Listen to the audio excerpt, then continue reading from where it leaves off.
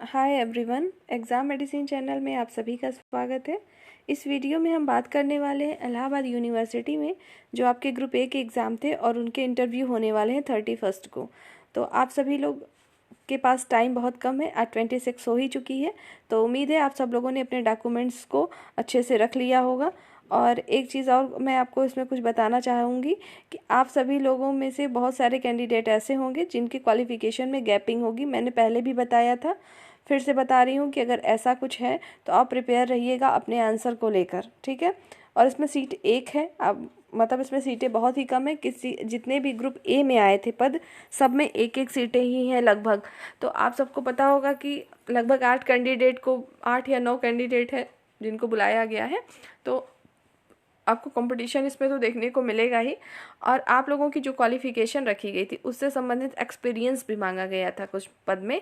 तो आप सब लोग अपने एक्सपीरियंस से रिलेटेड, अगर आपके पास कोई सर्टिफिकेट होगा या जहाँ पर भी आपने एक्सपीरियंस किया होगा, मतलब जहाँ आपने जॉब करी होगी, उससे रिलेटेड कोई भी डॉक्यूमेंट्स होगा उसे भी ज़रूर रखेंगे अपने पास, ठीक है। और जो आपकी गैपिंग अगर होगी क्वालिफिकेशन में, जैसे आपने इंटर किया होगा उसके बाद बीच में गैपिंग हुई, फिर ग्रेजुएशन किया या ग्रेजुएशन के बाद पीजी किया, फिर उसमें आपने अगर फॉर्म में मेंशन किया है, तो ये सब चीज़ें अपना ध्यान रखेंगे। और दूसरी बात ये है, जिन लोगों के भी इंटरव्यू नहीं हो रहे हैं और आने वाले टाइम में होंगे, वो लोग भी इस बात को अच्छे से याद रखेंगे। जब आप ग्रेजुएशन करते हैं तो आपको एक सर्टिफिकेट और डिप्लोमा जो आपका सर्टिफिकेट होता है और उससे संबंधित डिग्री भी मिलती है। अगर आपके पास ना हो तो जिस भी यूनिवर्सिटी से आपने किया है आप वहाँ से ले सकते हैं, ठीक है। अब तो ऑनलाइन भी सुविधा है, उसमें समय लग सकता है, तो आप जाके यूनिवर्सिटी से अपनी डिग्री को भी निकाल लीजिएगा क्योंकि उसकी ज़रूरत पड़ती है आपको फाइनल में।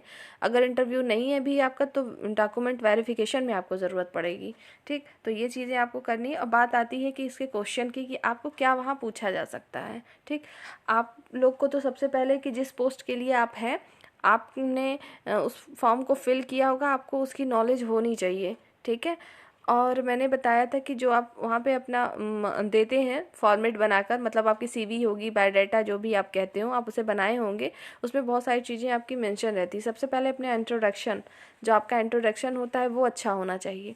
मतलब अगर आप वहाँ पे बैठते हैं तो ये जाहिर सी बात है कि लगभग सभी कैंडिडेट से आपके इंट्रोडक्शन से रिलेटेड प्रश्न पूछे जाते हैं। वो आप कितना बेहतर तरीके से देते हैं ये मायने रखता है, तो उसको अच्छे से तैयार करिएगा। दूसरी बात है, यूजीसी से रिलेटेड चीज़ों को पढ़ लीजिएगा आप लोग। और यूनिवर्सिटी से रिलेटेड तो एक्ट्स के बारे में आपको जानना ही चाहिए, क्योंकि ये पता नहीं है कि आपसे क्या पूछा जाएगा। एक बात और, चूँकि कैंडिडेट की संख्या अधिक नहीं है तो आप एक कैंडिडेट पे ज़्यादा समय दिया जा सकता है। मतलब जब संख्या बहुत ज़्यादा होती है और उनको एक ही दिन में पूरा लेना होता है इंटरव्यू, तो एक कैंडिडेट पे वो लोग टाइम कम देते हैं, पर यहाँ पर तो ऐसा है भी नहीं, ठीक है। तो आप सब लोग को ये ध्यान रखना है कि आप पे ज़्यादा प्रश्न पूछे जा सकते हैं। और जो नई शिक्षा नीति आई थी उससे संबंधित सारे डेटा को, सब कुछ अच्छे से उसको भी जान लीजिएगा कि उसके अंदर क्या क्या चीज़ें हैं, कब कहाँ पे क्या चीज़ लागू की गई है। आपको पता होगा कि 2023 से, मतलब इस सेशन से ही इलाहाबाद यूनिवर्सिटी में भी ये सब चीज़ें लागू होने वाली हैं। अभी पूरी रूप से नहीं हुआ है, तो इसके बारे में भी आपको जानकारी रखनी चाहिए। क्योंकि यूपी के अंदर जितने भी यूनिवर्सिटियाँ आपके हैं वहाँ किस में लागू हैं, कोई ज़रूरी नहीं है कि आप इलाहाबाद यूनिवर्सिटी का दे रहे हैं तो सिर्फ वहीं के लिए आपको प्रश्न पूछा जाए, ठीक है। और करंट अफेयर भी आप अपने स्तर से पढ़ लीजिएगा। करंट अफेयर में जो करंटली जो मुद्दे रहे होंगे उससे योजनाएं ज़रूर से पढ़ेंगे।